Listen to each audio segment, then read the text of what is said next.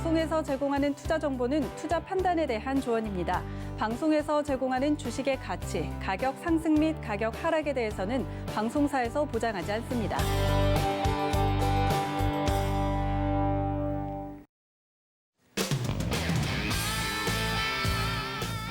안녕하세요. 해외 선물 넘버원 진행의 이수연입니다.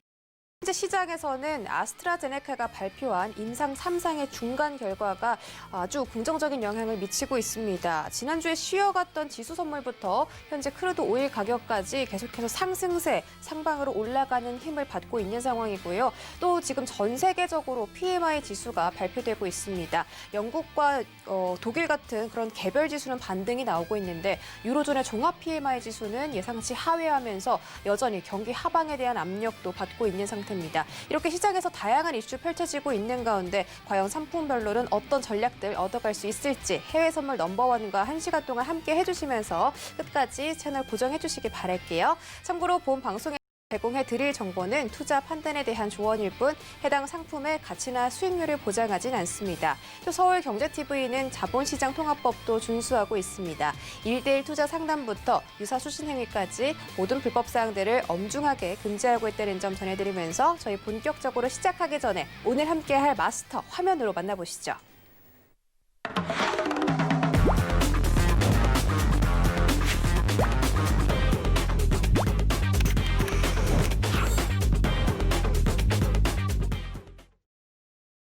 네, 월요일장 해왕 마스터 모셨습니다. 어서 오세요. 네, 오늘도 머리를 또 멋있게 올리고 오셨어요. 네, 앞으로 머리를 계속적으로 올리도록 하겠습니다. 네. 훨씬 더 인물이 사는 것 같은데 그런 느낌으로 오늘 또 전략들도 멋있게 한번 세워주시길 기대해 보도록 하겠습니다. 네, 오늘 굉장히 많이 준비했어요. 사실 네. 제가 계속 걱정하는 게 굉장히 어려운 내용을 많이 가져오지 않나 이 생각을 굉장히 많이 하는데 근데 사실 이제 해외 선물이 좀 쉬운 건 아니에요. 여러분들 이제 시황이라든가 시장 상황에 대해서 이해도 자체가 굉장히 필요하기 때문에 특히나 올해 이제 팬데믹 터지고 나서 정책적으로 계속적으로 중요한 정책이 나오기 때문에 근데 이 정책 자체가 세계 증시를 좀 변화시킬 만한 정책이 계속적으로 나온다 이렇게 평가하기 때문에 제가 준비를 많이 하는 겁니다. 금일도 굉장히 좀 굉장히 어려운 내용이지만 최대한 쉽게 최대한 여러분들 이해할 수 있게끔 이제 설명을 쉽게 하는 1시간 되도록 하겠습니다. 잘 부탁드립니다. 네, 이전에도 말씀해 주셨던 연준에 대한 이야기들을 정말 쉽게 풀어서 설명해 주셨기 때문에 조금은 어려운 해외 선물을 여러분들이 쉽고 재밌게 느낄 수 있도록 오늘 해양 마스터께서 1시간 동안 고생해 주신다고 하니까 끝까지 함께 해주시기 바라겠고요. 참여 같이 하실 수 있는 방법 소개해 드릴게요. 전화번호 02-3153-1611-2612번, 문자번호 샵 0082번, 그리고 서울경제TV 유튜브 채널도 저희가 함께하고 있으니까 시청하시다가 궁금한 점 있으시면 이쪽으로 문의 남겨주시면 되겠습니다. 그리고 방송 외에 우리 해왕 마스터와 함께하고 싶으신 분들은 노란톡 검색창에다가 해외 선물 해왕이라고 검색하고 들어와 주시면 되겠습니다. 그럼 저희는 오늘 상품별 시세 어떤 흐름 보이는지 화면으로 만나보시죠. 네, 골드를 제외하고 모든 상품들이 상승해주고 있습니다. 자세하게 살펴보시죠. 먼저 S&P 500입니다. 0.4% 상승해서 3,569.75포인트 지나가고 있습니다. 나스닥 역시 강보합권입니다. 0.3% 올라서 11,944선에서 거래되고 있습니다. 크루드 오일 가격은 반등세 보여주고 있습니다. 1% 상승한 42.87달러 선 거래되고 있습니다. 네, 골드 가격 하락하고 있습니다. 0.3% 떨어진 1,865.2달러에서 지나가고 있습니다.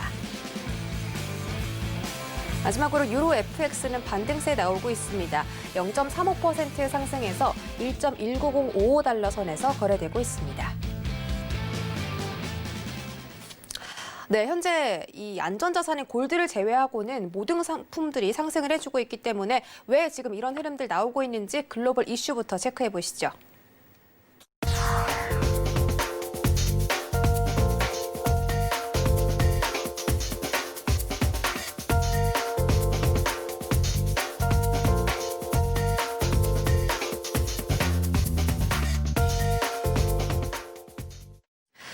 네, 이번 주 월요일 시작하자마자 백신 이야기가 나왔습니다. 첫 번째 뉴스부터 자세하게 살펴보도록 할게요. 아스트라제네카는 옥스퍼드대와 공동 개발 중인 코로나 백신 임상 3상 시험의 중간 분석 결과를 발표했습니다. 평균 70%의 면역 효과를 확인했다라는 소식이 전해졌는데요. 투약 방법을 달리한 두 가지 방식의 시험에서 각각 90%, 62%의 예방 효과를 보였다는 겁니다. 파스칼 솔리오 CEO는 이번 백신의 효능과 안정성이 매우 뛰어나다. 공중보건 위기에 직접적인 영향을 줄 수 있는 중요한 이정표가 될 것이다라면서 내년에 최대 30억 회분의 백신을 생산할 수 있도록 박차를 가하고 있다라고 강조했습니다. 또 아스트라제네카는 이 백신의 가격을 3파운드, 한화로는 약 4,400원에 공급할 계획이라고 밝혔는데요. 모더나의 백신이 10배 더 비싼 4만 원대인 점과 또 화이자의 백신은 영하 70도에서 보관해야 한다는 점을 살펴봤을 때 아스트라제네카가 개발한 이 백신은 가격도 훨씬 저렴하고 보관과 운송까지 용이하다는 평가가 내려지고 있습니다. 이에 따라 이런 백신 기대감 때문에 지금 지수 선물도 상승해주고 있고요. 원유 수요도 회복될 것이다라는 기대감으로 크루드 오일 가격까지 급등을 해주고 있는 상황이기 때문에 오늘 시장 한번 지켜보도록 하겠습니다. 다음 소식도 만나보시죠. 유로존의 11월 경제 활동이 지난 6개월 중에 최저 수준으로 부진한 것으로 나타났습니다. 외신들은 유럽 국가들이 코로나 재확산으로 인한 이동 제한과 사회적 거리두기 강화 조치를 내린 것이 경제 활동의 둔화로 이어졌다라고 보도했습니다. 제조와 서비스 활동을 보여주는 유로존의 PMI 지수 발표됐는데 예상치 하회한 45.1을 기록했습니다. 지난 10월에는 50을 보였기 때문에 지표가 약 한 달 만에 급격히 나빠진 건데요. 독일의 PMI 지수는 52를 나타내면서 그나마 회복력을 보였지만 여전히 감염세가 줄지 않았다는 판단 아래 독일은 다음 달 20일까지 현재 진행하고 있는 봉쇄 조치를 연장하는 방안을 검토 중이라고 밝혔습니다. 이렇게 유로존의 경제까지 위태로운 가운데 오늘 과연 관련된 상품들에는 어떤 영향 미치는지도 함께 지켜보도록 하겠습니다. 마지막 소식도 만나보시죠. 오펙 플러스가 올해 말로 예정된 현행 770만 배럴의 감산 기간을 연장할지 주목하고 있습니다. 오펙 플러스는 오는 11월 30일부터 12월 1일까지 이틀 동안 회의를 열고 이 감산 정책과 관련해서 최종 결정을 내릴 예정인데요. 예정대로라면 내년 1월부터 2022년 4월까지 원유의 감산량을 현재 하루 770만 배럴에서 580만 배럴까지 축소하기로 되어 있지만 현재 유럽 내 그리고 미국 같은 전 세계적으로 코로나가 재확산되고 있기 때문에 각국의 봉쇄 조치가 강화되면서 원유 수요가 크게 둔화될 것이다라는 우려가 커지고 있기 때문에 감산 연장의 기대감까지 원유 시장에 올라오고 있는 상황입니다. 게다가 현재 백신 기대감까지 나오면서 강한 상승 받고 있고요. 이 때문에 오펙 플러스가 원유 시장의 안정을 위해서 현행 770만 배럴인 감산 규모를 3개월에서 6개월까지 더 연장할 수 있다라는 전망이 나오고 있는 상황입니다. 이에 따라 오일 가격이 43달러 돌파했다가 지금은 다시 42달러 선에서 거래되고 있는 것으로 확인됐는데요. 이렇게 오늘의 세 가지 이슈들 살펴봤습니다. 우리 해왕 마스터께서는 오늘 나온 이슈들 중에 좀 중요하게 다뤄볼 만한 점이 있다라면 어떤 걸까요? 네, 일단은 오늘 외신 중에 볼만한 내용은 이제 유가 내용 한번 볼만하고 그 오펙 플러스 감산 얘기를 잠깐 할게요. 네, 이번에 이제 JMMC 회의죠. 이제 공동감산위원회가 지난주에 열렸어요. 그 자료를 제가 첨부하지 않은 이유는 사실 이제 최근 오펙에 대한 감산 형태 자체가 굉장히 잘 이루어지고 있기 때문에 이제 어떻게 보면 감산에 대한 중간 점검 과정 자체가 시장에 큰 영향 요소는 아니다 이렇게 평가하고 있고, 여러분들이 아셔야 되는 게 이번 오펙 플러스가 이번 달 말에 회의가 있습니다. 우리나라 한국 시각으로 이제 일주일 남았는데 이때 결정을 해야 돼요. 뭐 어떤 결정을 해야 되냐? 자, 12월 말까지 감산할 수 있는 770만 배럴을 더 추가적으로 연장할지, 아니면은 원래 예정대로 내년부터 550만 배럴로 줄일지. 근데 시장에 대한 기대감은 770만 배럴을 연장을 논의할 것이다. 그리고 할 것이다 라는 분위기가 유지되고 있습니다. 결과에 따라 굉장히 다르겠지만은 지금 오펙 플러스 자체가 감산에 대해서 줄일 정도의 어떤 상황이라든가 여건 자체가 이루어지지 않는다는 전반적인 기대감이 있어요. 그렇기 때문에 큰 내용은 없습니다. 이제 770만 배럴에 대해서 연장을 할 가능성이 굉장히 높다. 이 부분으로 포커스를 맞추되 연장이 진행되면은 추가적인 유가에 대한 상승 랠리가 이어질 관점이 제기가 된다. 이 부분을 평가하시는 게 좋습니다. 이따 유가 할 때 이 부분은 좀 자세하게 내용을 나누고요. 그리고 오늘 문우신 관련해 갖고 지난주 좀 빅뉴스가 있었죠. 사실 여러분들.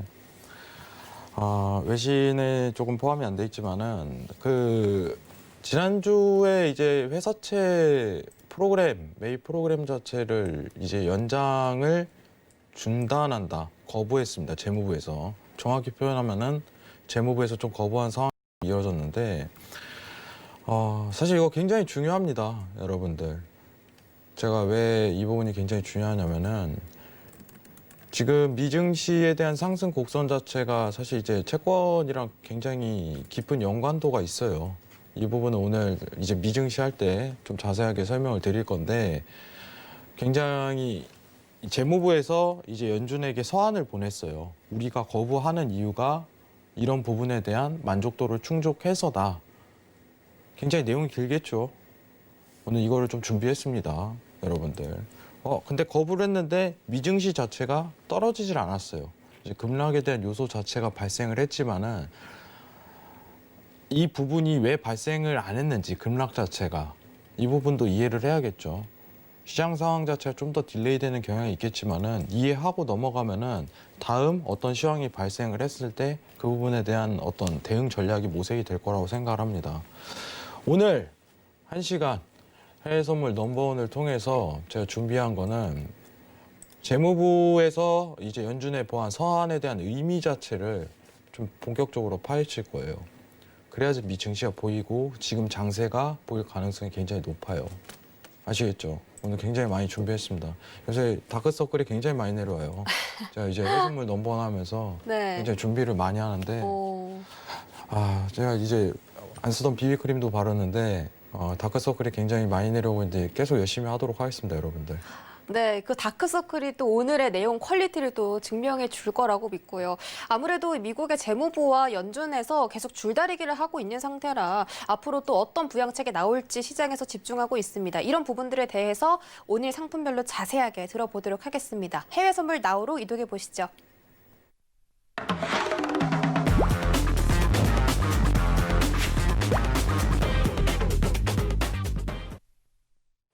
네, 오늘도 상품별로 자세한 전략들 들어보기 위해서 저희가 해외 선물 나우 코너로 돌아왔습니다. 첫 번째로 알아볼 상품 바로 골드인데요. 제가 이제 방송 시작하기 전에 일본봉을 봤더니 골드가 좀 상승을 해주고 있다 이런 말씀을 드렸더니 일본봉 볼 필요 없다고 60분봉을 한번 봐보라라고 하셨어요. 근데 참 정말 지루하게 횡보하고 있더라고요. 앞으로 골드 가격 좀 어떻게 흘러갈지 궁금하니까 제가 바로 팻말로 한번 확인해 보도록 하겠습니다. 하나, 둘, 셋. 골드 매도 관점 주셨습니다.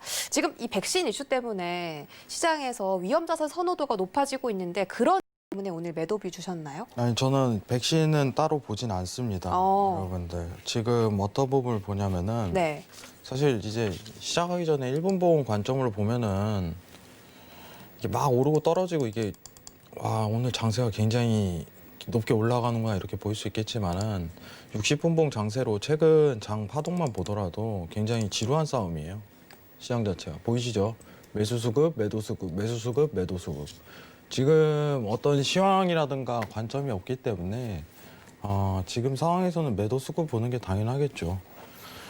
일단은 지금 포지셔닝에 대해서 조금 판단을 하자면은 이제 60분봉 단간에서 이제 전 고점 자리가 지금 1867.5입니다. 12월물 기준입니다. 12월물 기준 1867.5. 단기 고가 나왔다고 판단하고 매도세 들어갈 수 있는 자리인데 67.5에 대해서 반박 구간이 안 나오는데 지금 단가에서 1865.0에 매도 취하시고 손절 자체를 67.5, 25틱으로 좀 설정하시는 건 나쁘지 않아 보여요. 좀 더 이제 진폭 자체를 넓게 본다면은 67.5 이상에서 68.5까지도 설정할 수 있는데 이 손익비 구성이 안 되기 때문에 1865.0 매도 진입 그리고 손절 25틱 이 정도만 구사하더라도 손익비 구성은 될 가능성이 높다고 판단합니다. 60분봉에서 지금 매도 파동으로 수급 자체가 더 추가적으로 나올 수 있는 단가라고 생각을 해요. 그리고 지금 시장 상황 자체가 야 매수다 매도다 이런 판단 자체 분위기는 않습니다. 여러분들. 백신 관련해서 내용 나오고 있지만 백신은 시장에 큰 영향 요소가 아니라고 봐요. 개별 종목 이제 제약주 관련해 갖고 백신주 관련해서는 영향 요소가 분명하지만 미증시 전반적인 그리고 이제 상품별 달러 인덱스라든가 골드 상품의 전반적인 시장을 바꿀 만한 시황은 아니라고 제가 언급을 드려요. 근거 자체는 일단은 화이자 나왔을 때랑 모더나 나왔을 때 정확하게 이제 달랐죠. 자, 왼쪽 차트 보시면은 10일이죠, 10일. 예, 이제 11월 초에 나왔던 화이자 내용, 그리고 지난주 16일 날 나왔었던 모더나 내용, 이 두 개만 비교해 보더라도 어떻게 보면은 모더나 내용 자체가 추가적으로 임팩트가 강했음에도 불구하고 시장은 반응성이 뜨뜻미지근해져요. 점점 시간이 갈수록. 왜냐하면 지금 내용 자체가 뭐 90%, 70% 그리고 뭐 상온 저온에 대한 유통 과정 이렇게 내용이 나오지만 시간상 굉장히 많이 걸리는 작업이에요. 그리고 이제 실물 경제에 대한 성장을 이루려면은 이제 고용 회복이라든가 뭐 이런 부분에 대한 평가 자체가 시간에 대한 싸움이 굉장히 있기 때문에 회복 국면에 대한 시간 싸움이 있기 때문에 시장에 대한 반응 자체는 지금 일어날 요소는 적다고 보고 있습니다. 다 설명했어요. 기본적으로. 근데 지금 매수 매도에 대한 추세 반복 구간 내에서 골드 상품은 매도 추세에 좀 집중해야 되는 단가라고 생각을 하기 때문에 손절 25틱만 부여하시고 골드 매도 부분 집중하시면 될 것 같습니다. 네, 네. 알겠습니다. 좀 더 추가적으로 얘기할게요. 네네. 네, 이제 부양 관련해서 좀 얘기를 하려고 그러는데 이번에 나왔던 내용 자체는 사실 이제 달러 인덱스를 골드를 볼 때 좀 평가를 해야 되는데 부양이랑 좀 직결이 되겠죠. 네, 제가 왜 부양 얘기 꺼내지 않냐? 이번에 사실 이제 재무부에서 거절한 내용 자체는 회사채 매입 프로그램에 대한 추가 연장 거부입니다. 자, 회사채라는 거는 이제 미증시의 직접적인 요인이에요. 달러 인덱스를 보기보다 미증시 나스닥을 볼 때 좀 더 중요한 요건인 만큼 이 부분 관련해서는 이따 이제 나스닥 할 때 자세하게 얘기 드리도록 할게요. 지금 지난주 있었던 이제 재무부 거부 사태 자체는 어떻게 보면 정치적인 요소 자체도 좀 있어요. 정치적인 요소 자체도 이제 바이든 정부 들어서기 직전에 대한 어떤 좀 태클적인 의미 자체가 있기 때문에 이 부분에 대한 해석도 같이 해보도록 하겠습니다. 나스닥 할 때 봐야 돼요. 나스닥 할 때. 이 부분 좀 이따 보도록 할게요. 네, 알겠습니다. 골드에 대해서 또 자세한 뷰 말씀해 주셨는데 일단 오늘은 단계적으로 매도와 매수를 반복하는 구간에서 오늘은 매도 뷰를 주셨습니다. 1865선 제시해 주셨고요. 손절가는 25틱 상승한 1867.5 라인 제시해 주셨으니까 오늘 골드로 트레이딩 하실 분들은 이 자리값 좀 참고해 보시면 좋겠습니다. 네, 저희 바로 다음 상품 나스닥을 살펴보도록 할게요. 강보합권에서 움직이고 있습니다. 11,944포인트 지나가고 있는데 오늘 사실 나스닥이 오를 거라고 생각은 참 못했는데 뭐 백신 이슈도 있고 뭐 바이든 행정부에서 내각 구성원을 지금 뽑고 있잖아요. 이런 이슈들 때문에 지수 선물이 상승하고 있는 것으로 보이는데 오늘 어떤 뷰 가지고 계실지 저희가 팻말로 한번 확인해 볼게요. 하나, 둘, 셋. 네, 나스닥 매수 주셨습니다. 네, 오늘 나스닥 매수 주신 이유가 있으실까요? 지금 보시는 차트만 가지고 간결하게 설명할게요. 지금 이탈이 안 나올 가능성이 높아요. 네, 이탈이 안 나올 가능성이. 이탈 나왔으면 금요일 날 나왔어야 돼요. 이탈 나왔으면은. 제가 사실 이제 금요일에 한국 시간으로 오전 장중 내용에서 좀 얘기를 했었어요. 이제 저희 카톡방에 계신 분들은 기억이 나시겠지만은 이 부분에 대한 이탈이 나왔을 시 그래서 제가 이제 단가 자체도 11850이 이탈이 나올 시 이제 적극적인 매도를 좀 시도를 하자. 왜냐하면 시장이 반응을 하는 거기 때문에. 근데 시장 반응 자체가 안 일어났죠. 그럼 안 보는 겁니다. 안 보는 거. 근데 이제 시간이 좀 지났기 때문에 이 지지에 대한 이탈 자체가 이루어질 가능성이 오히려 적다고 판단을 하겠습니다.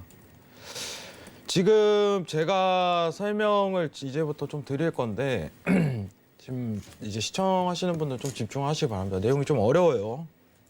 내용이 어렵습니다. 어려운 내용을 좀 쉽게 풀어야 돼요. 여러분들이 보시는 이 1시간이 어떻게 보면 좀 개인적으로 좀 배우는 시간이 되셨으면 좋겠어요. 그래서 제가 준비를 했는데 금요일장 보시면요. 금요일장 이 1시간에 대한 어떻게 보면 장 마감에 대한 본 형태 자체가 이제 이탈을 이루지 못했다는 거는 시장에 대한 반응 자체가 없다는 겁니다. 없다는 거예요. 재무부에서 거부했는데 시장의 반응이 없다는 거는 오늘 하루 자체도 이 지지점에 대한 이탈 가능성이 굉장히 적다는 겁니다. 그럼 매수 반등이 들어갈 미장 이후에 들어갈 가능성이 굉장히 높아요. 자, 단가적으로 본다면은 지금 형성이 안 돼요. 여러분 데일리 트레이딩 좋아하시죠? 데일리 트레이딩 좋아하는데 지금 파동에 대한 국면 자체가 어떤 지지라든가 저항에 대한 평가값을 이루지 않아요. 제가 매수를 단기적으로 오늘 본 이유 자체는 뭐냐면은 60분봉 상황에서 이 저점에 대한 돌파가 이루어지지 않을 가능성이 굉장히 높기 때문에 오늘 매수 반등을 단순히 박스권 내에서 구성할 가능성이 높기 때문에 이 포인트를 보자는 겁니다. 그럼 틱 차트로 이동했을 때 데일리 트레이딩 기준으로 금일 지지라든가 이제 저항에 대한 판단 국면 자체가 아직은 성립 안 돼요. 아직은. 자, 아직은 안 된다는 건 무슨 뜻이냐? 차트 미장, 개장 이후 장세에 대한 판단 자체를 좀 더 지켜보자는 의미예요. 다만 오늘 당일 저점에 대한 118 저점이 아니죠. 오늘 당일 이제 금요일 저점에 대한 11873에 대한 이탈 자리는 이루어지지 않을 가능성이 높다는 걸 먼저 평가드리는 겁니다. 그 지금 시장 상황은 매도보다는 매수 수급이 더 쏠릴 가능성이 오히려 높은 국면이에요. 이 부분이 중요합니다. 왜냐? 금요일 시장 자체에 대해서 지지 이탈이 안 나왔기 때문에.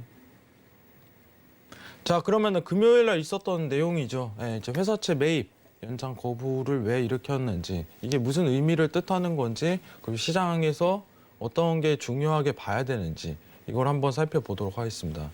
자, PPT 준비했습니다. PPT 한번 보면서 얘기 드리도록 할게요. 자, 시작하겠습니다, 여러분들. 자, 회사채 대출 프로그램 종료가 아직 가능성은 있다라는 제목으로 좀 구성을 했어요. 자, 여러분들 일단은 중요한 게 이제 올해 3월이죠. 3월. 제가 와, 이거 대박이다 이렇게 표현한 게 좀 3월이에요. 3월이다. 야, 이거 대박이다. 이거 저점 나오겠다. 이 얘기를 했었는데 그 증거 자체가 이제 회사채에 갈려 있어요. 회사채. 제가 항상 얘기했죠. 원래 국채, MBS 채권 위주로 이제 연준에서 매입하던 거를 이제 팬데믹 현상이 터지니까, 코로나19 현상 자체가 터지니까 긴급적으로 수혈이 들어가요. 뭐냐? 회사채 매입을 하겠다. 야, 우리 PMCCF, SMCCF 설립해갖고 회사채에다 돈 직접적으로 줘버릴게. 그냥. 야, 니네 채권 나한테 팔아. 내가 살 테니까. 여러분들 연준이 산다는 거예요. 연준이. 이게 무슨 의미냐면은, 자, 굉장히 간단합니다. 자, 투자라는 거는 수요가 생기면은 그쪽으로 몰리게 돼 있어요. 근데 연준이라는 이 거대한 집단 자체가 제한돼 있는 채권에다가 야, 나 이거 살게. 이 마우스 살게 이러면요. 이 마우스 가격이 올라가요. 똑같은 거예요. 올해 초에 이제 회사채 관련해 갖고 굉장히 이제 여의도에서도 뜨거웠어요. 판매 상품에서도 굉장히 뜨거웠었고, 하이드 채권 관련해 갖고 어떻게 보면 성과 자체가 계속적으로 나오는 이유는 연준이 산다는 이 내용 자체가 있었기 때문에, 3월 이후에. 그렇기 때문에 미증시에 대한 부양이 스타트업을 끄는 겁니다, 여러분들. 자, 내용 한번 읽어볼게요. 지난 3월 재무부는 경기 부양책을 통해 4,540억 달러를 지원해 페드로 하여금 레버리지 일으켜 유동성을 공급시켜주는 정책을 시행해왔다. 자, 여기서 내용이 나오죠. 금융시장을 즉시 V자 반등으로 변모시켰던 것이 이 대출 프로그램이라도 평가할 수 있겠다. 여러분들 이제 객관적으로 보겠습니다. 자, 자금 자체가 유동이 일어나는데 국채랑 MBS 채권 자체는 미증시에는 뜨뜻미지근해요. 사실상. 근데 이제 회사채라는 근거 자체가 설쳐지기 때문에 미증시로 자금이 쏠린 겁니다. 상황 자체가. 굉장히 간단하죠.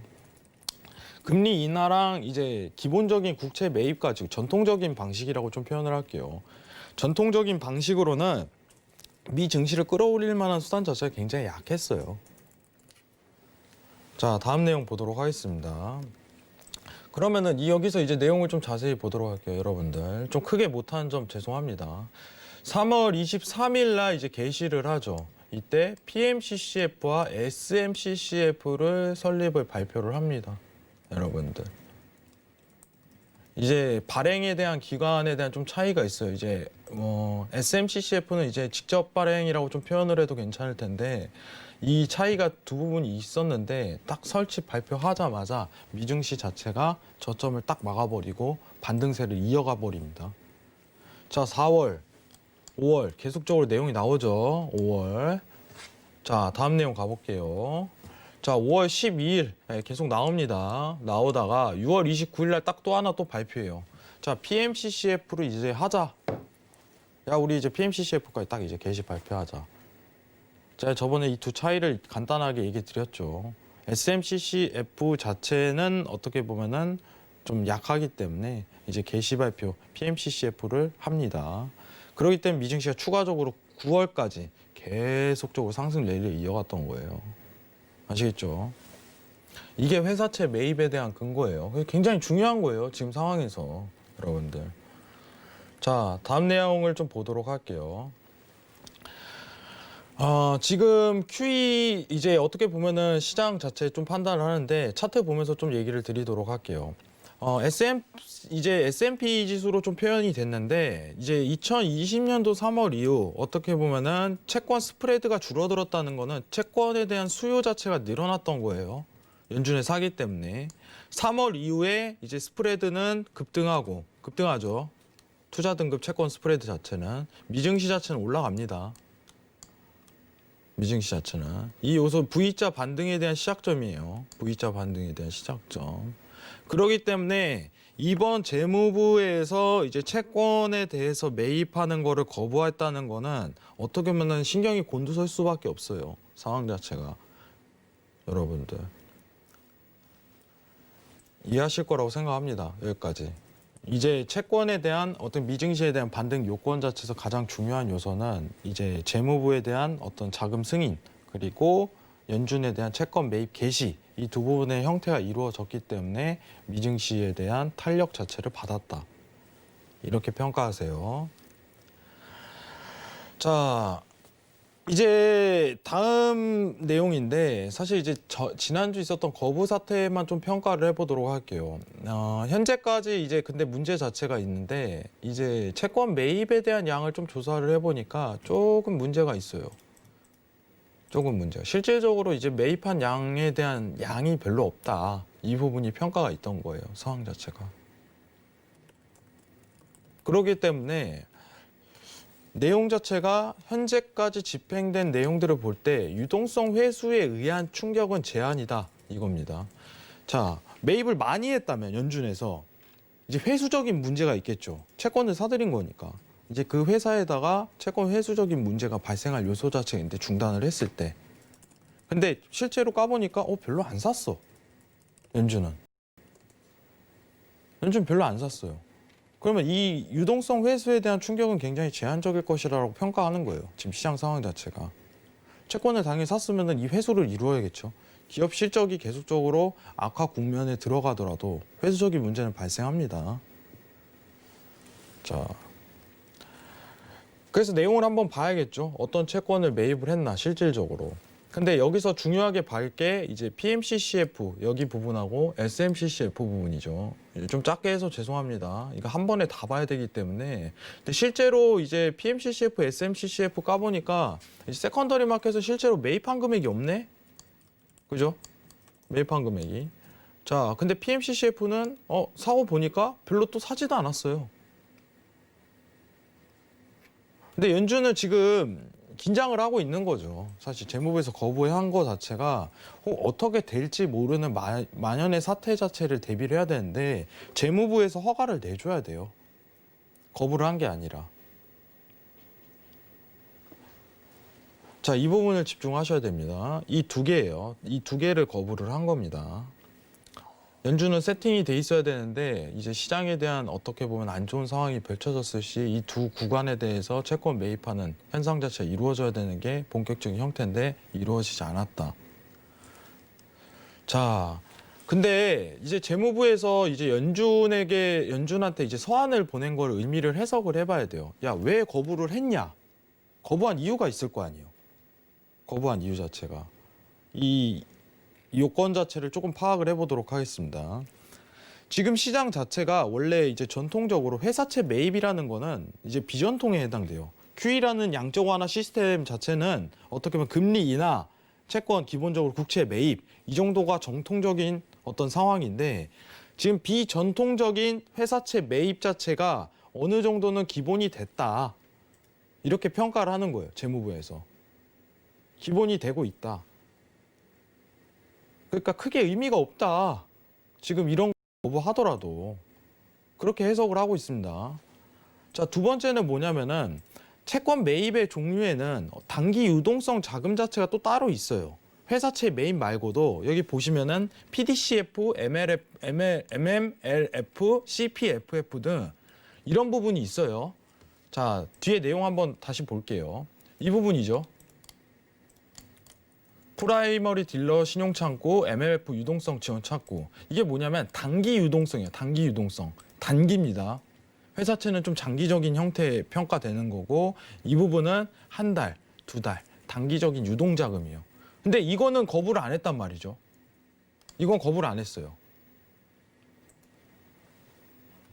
단순히 이제 회사채만 거부를 한 거예요. 회사채만. 상황 자체가. 그럼 이 단기적인 유동자금에 대해서 이제 이 부분을 한 거에 대해서는 아직 이제 재무부에 대해서는 완전한 차단 자체를 일으키는 요소는 아니다. 이렇게 평가를 하고 있는 겁니다. 자, 다음 내용 볼게요. 자, 근데 이제 제일 중요한 거 자체가 이제 재무부에서 거부를 했는데 이제 우리가 이 거부한 상황에 대해서 다음 달 12월에 있을 페드 회의에 대해서 어떤 내용이 나올까 이제 기대감이 굉장히 실리는 상황이에요. 연준은 어떻게 보면은 자산 자체를 계속적으로 축적해 나가요. 채권 매입을 하기 때문에. 2020년도 3월 이후에 대한 연준 자산 평가를 보면은 4조 달러에서 지금 7조 달러를 넘어갔어요. 단기간 급등이에요. 이게 되게 재밌는 그래프입니다, 여러분들. 이게 진짜 재밌는 그래프예요, 여러분들. 미증시가 어떻게 안 오를 수 있겠어요? 이렇게 사들이는데. 현실적으로. 저는 지금 증시 자체가 굉장히 거품이라고 끼는데 이거 어쨌든 간에 앞으로 연준에서는 계속적으로 사들일 가능성이 높아요. 계속적으로 증시는 오르겠죠. 시장 상황 자체가. 근데 페드에서는 어떻게 보면 계속적인 양적 완화 시도 자체를 요청해 와요. 우리 필요성에 대해서 계속적으로 요청을 합니다. 그럼 계속적으로 페드는 자산 자체가 우상향으로 올라갈 가능성이 높은 거예요. 시장 상황 자체가. 이해하시겠죠? 자, 그리고 집중적으로 봐야 될 것 자체가 이제 마무리로 차트 한번 다시 보고 넘어가도록 할게요. 차트. 자, 미증시 차트 다시 보도록 하겠습니다. 자, 그러면은 지난주 금요일 날 있었던 회사채 재무부 이제 연장 거부에 대한 상황 자체는요. 두 가지 요소가 굉장히 많이 남아 있어요. 두 가지 요소가. 이제 결론을 좀 드릴게요, 여러분들. 어쨌든 지금 시장의 분위기 자체는 다시 연장할 거야, 이겁니다. 연장할 거야. 왜냐면은 1번 의회의 승인이 있어야 최종적으로 거부가 드러난 것이다. 이겁니다. 1번은. 자, 증시는 좀 이따 볼게요. 제가 1번 의회의 승인이 있어야지 정확하게 이제 연장이 거부되는 거다. 자, 2번. 자, 문우신 장관은 나갈 사람입니다. 이게 정확한 표현이에요. 지금 아까 앵커님께서 이제 시작할 때 이제 재무부 장관에 대한 얘기 자체를 꺼냈어요. 문호신 장관 이제 바뀝니다.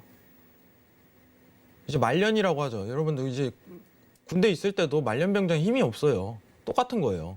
힘없는 애가 이렇게 거부한 거에 대해서는 솔직하게 어떻게 보면은 이제 나갈 사람이 조금 이제 흔히 표현하는 포장에 대한 분위기 자체가 형성이 되는 거죠. 굉장히 좀 간단하게 설명을 드렸는데 교체가 될 거예요. 그래서 제가 매수적인 표현 자체를 한 거 자체가 이제 금요일에 있었던 저점에 대한 형태 자체를 이탈하지 못했다는 거는 재차 다시 박스권 형태로 들어갈 가능성이 높다는 겁니다. 아시겠죠? 제가 이탈 국면 측정하라고 했는데 이탈 안 나왔다.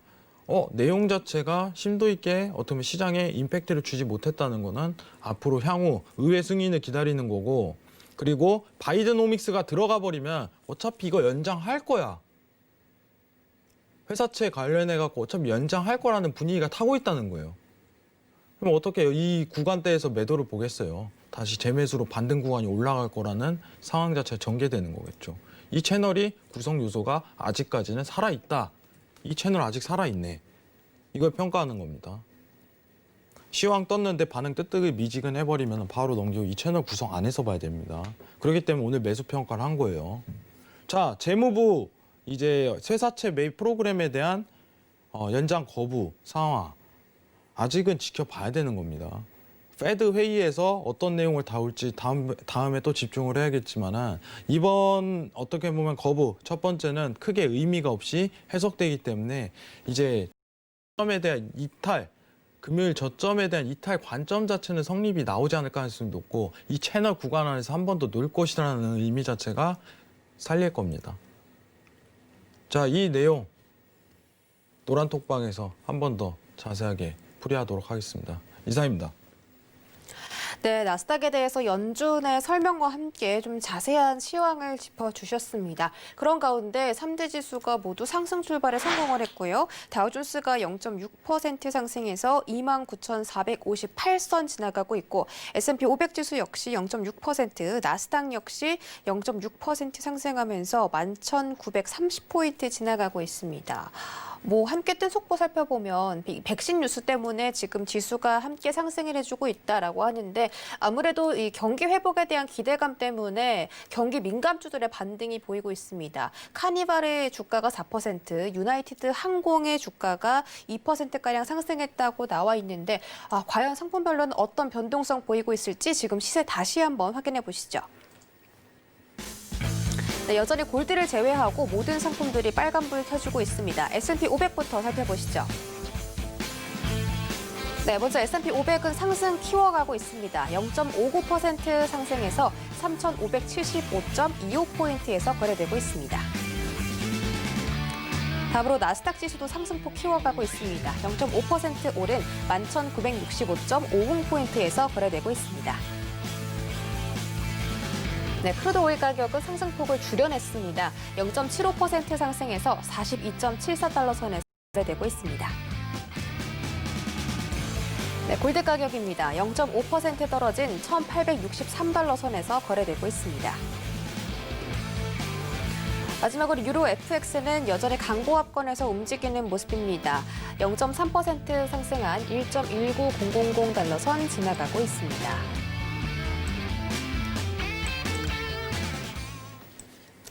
네, 여전히 골드만 하방을 바라보고 있고요. 모든 상품들이 상승을 해주고 있습니다. 그중에 지수 선물들이 상승폭을 키워가고 있는데 개장한 시점에서 혹시 자리값 달라진 거 있을까요?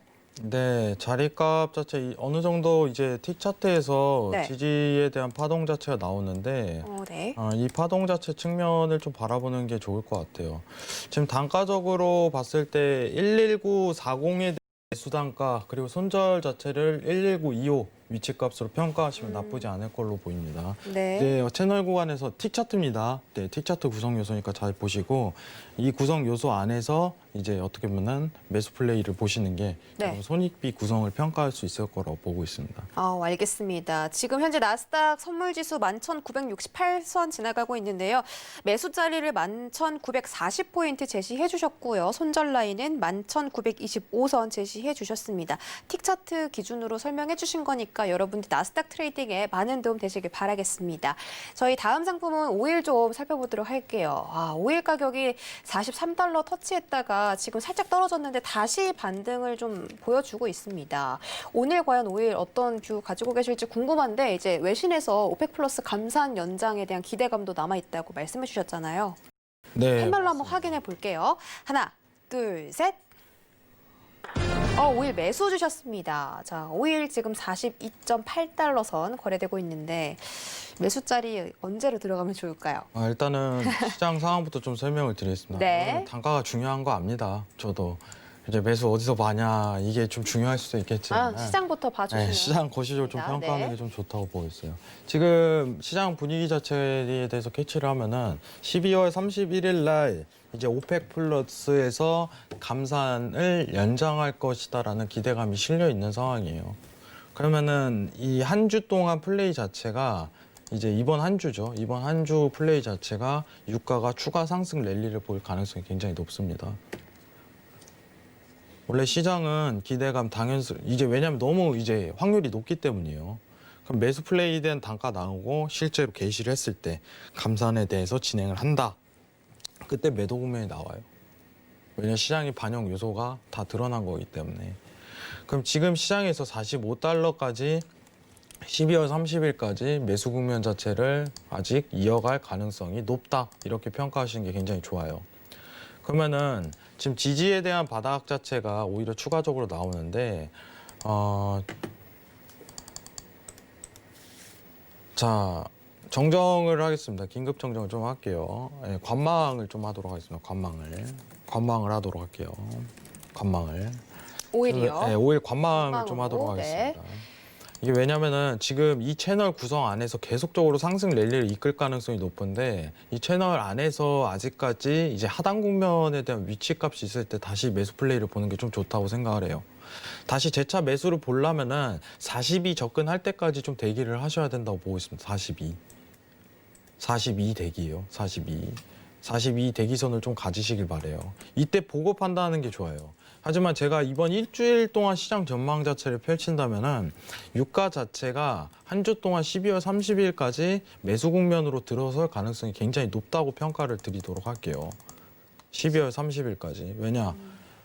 오펙 회의 자체가 우리나라 시간으로 12월 30일 날 시작하고 12월 1일 날 또 회의가 하나 더 있죠.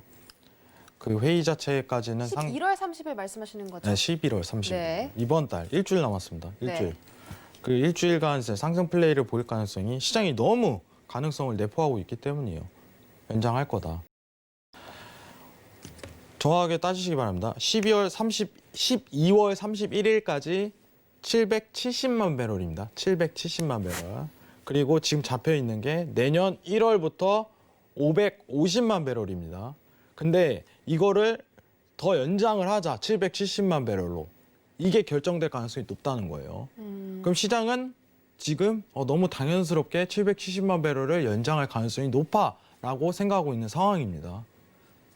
그러면은 12월 30일에 일어날 발표 자체가 지금 시장 반영이 일어나고 있는 과정이에요.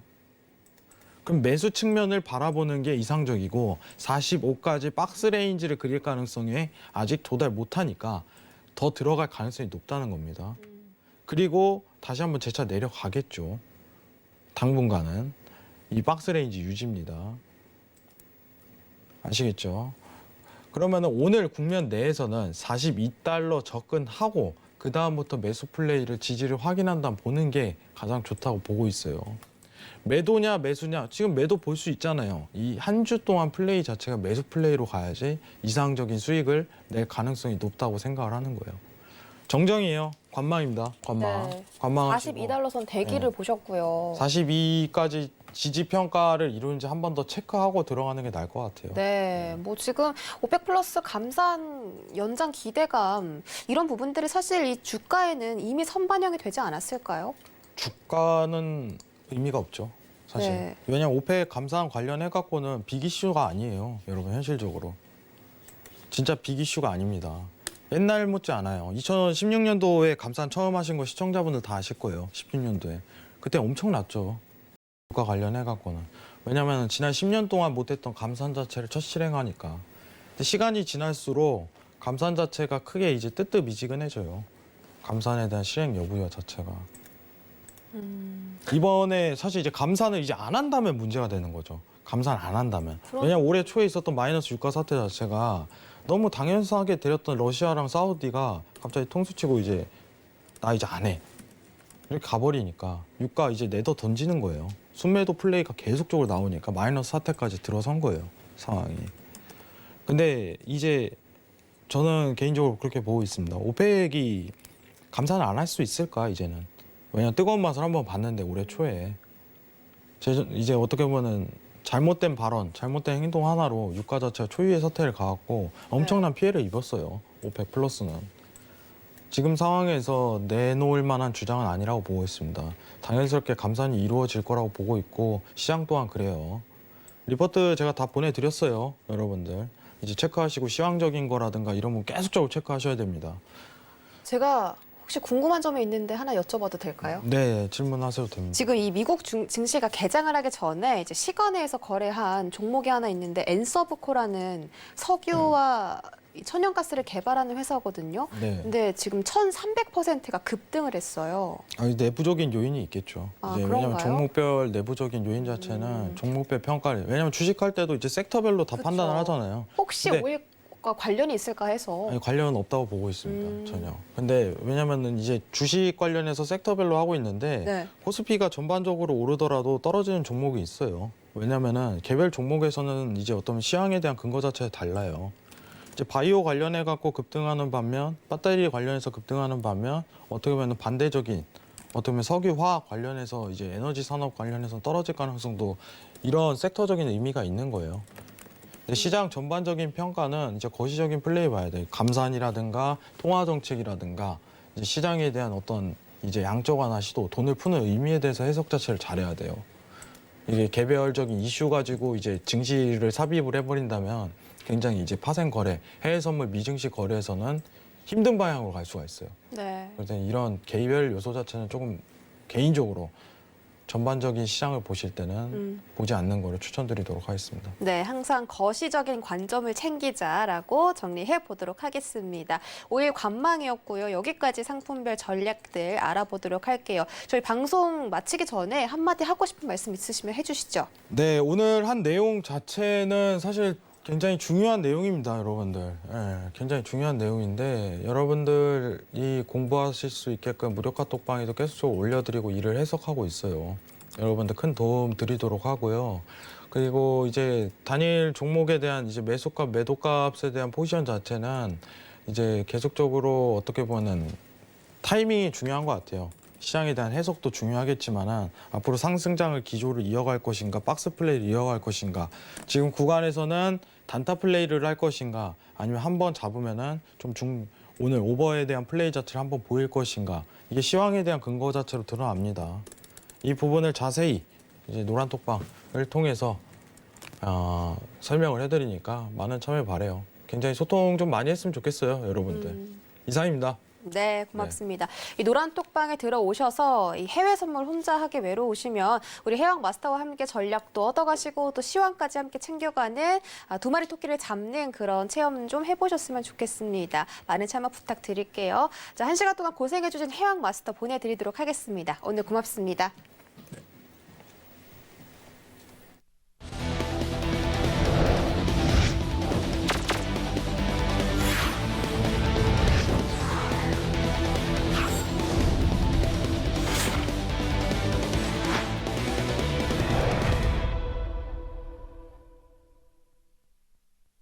참고로 본 방송에서 제공해드렸던 정보는 투자 판단에 대한 조언일 뿐 해당 상품의 가치나 수익률을 보장하진 않습니다. 또 서울경제TV는 자본시장통합법까지 준수하고 있습니다. 1:1 투자 상담부터 유사 수신 행위까지 모든 불법 사항들을 엄중하게 금지하고 있다는 점 다시 한번 전해드리면서 저희가 준비한 소식 여기까지고요. 저희는 내일 이 시간에 다시 돌아올게요. 시청해주신 여러분 정말 고맙습니다.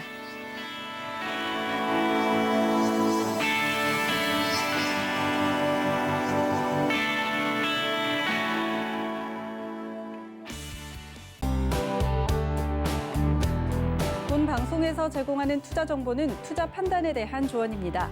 방송에서 제공하는 주식의 가치, 가격 상승 및 가격 하락에 대해서는 방송사에서 보장하지 않습니다.